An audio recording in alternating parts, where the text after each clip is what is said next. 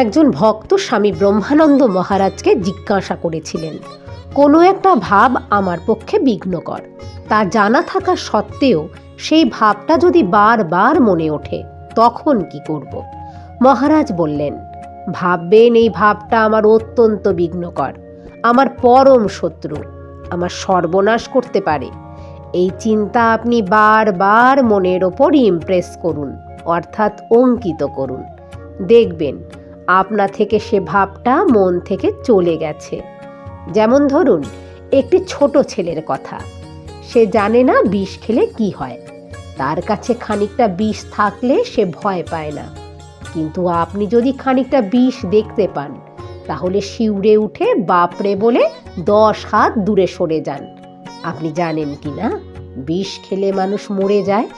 মনটা এমন মজার জিনিস, যা শেখাবেন তাই শিখবে।